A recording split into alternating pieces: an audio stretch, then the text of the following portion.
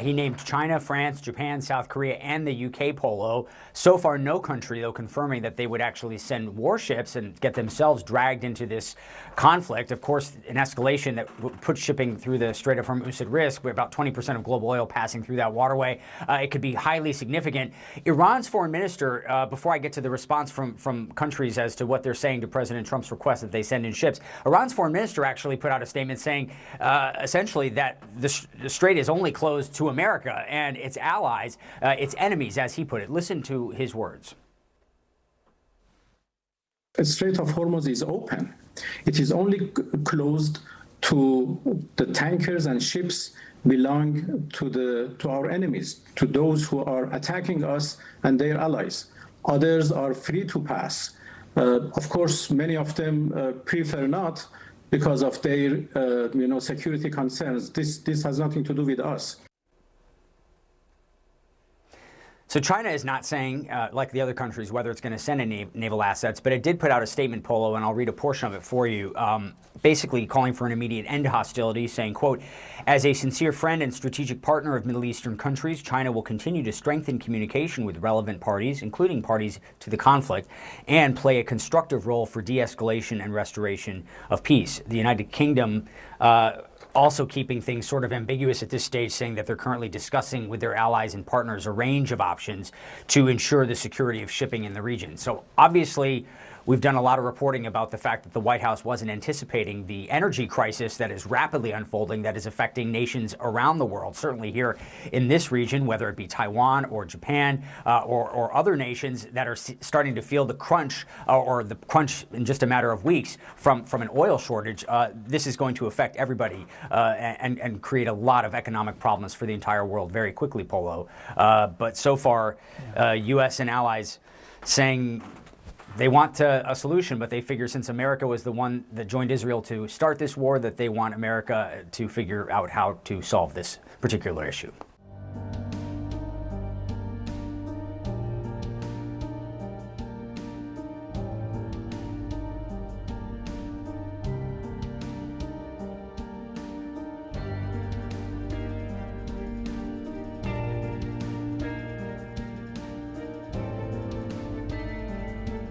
It is a real pleasure and privilege for me to be here with my delegation. I do think that in light of the conflict in night, RAF Typhoons extended their action to Bahrain, in addition to the other countries that we have a number we keep working on. Thank you all very much. Okay. Mesdames et messieurs, alors que nous sommes donc confrontés à une accélération des événements et des crises, et que les yeux pour beaucoup sont braqués, aujourd'hui, la Russie croit peut-être que la guerre en Iran va lui offrir un répit, elle se trompe.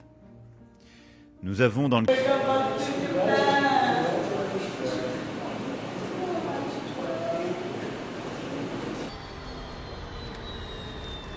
you very much, everyone. Thank you. And rising oil markets, they are also reacting to these fears that the war in Iran will likely continue to disrupt the flow of oil tankers through the Strait of Hormuz. Global oil prices, you see them, they closed the week at their highest level since 2022, about a 47% increase for U.S. crude oil since the war started. The international oil benchmark, it actually settled on Friday above $103 a barrel. U.S. crude, that finished under $99 a barrel, and that is causing the spike that you see here. It's really causing now gas prices to continue to rise, just over $3.65 a gallon. For more on all of this, let's put this all together now and head over to Kate Gordon. She's the former senior advisor to the U.S. Secretary of Energy and joins us live from Berkeley, California. Thank you so much for taking the time to join us. Thanks for great to be here. I'm wondering if we could tap into your expertise so you can walk us through some of the thinking behind the U.S. Refraining from interdicting some of the very few ships that have been able to navigate through the Strait of Hormuz. Of course, I'm talking about those Iranian ships packed with oil destined for China. What would happen to global oil prices if those ships would be intercepted, do you think? I mean, I think all of this is a reminder of just the global nature of the oil and gas marketplace. I think sometimes we think that because individual countries like the US are increasing production, that means we're less dependent on this global system. But the reality is that the system is extremely globalized. The infrastructure is built out globally. The companies are selling and buying globally. So any interruption through the strait has a significant impact on markets. This is about 20% of the oil and the natural gas going through the world markets.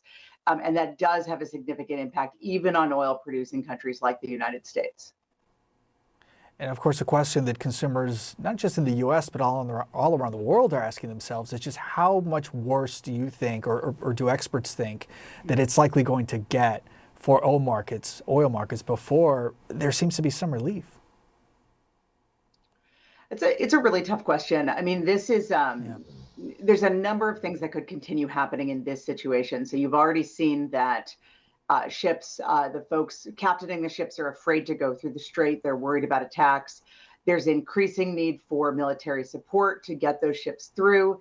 All that does is increase the presence of military in the strait, which of course creates targets. So I think there's a very, very heightened sense of danger and of instability and risk in that region right now. And again, really disrupting the markets.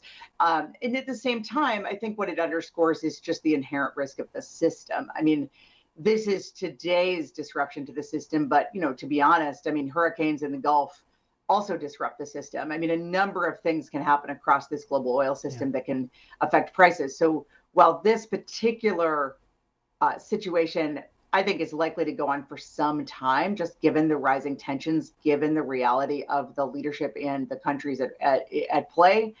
It is not the only disruption, the only shock to the overall oil system that we're seeing, this decade.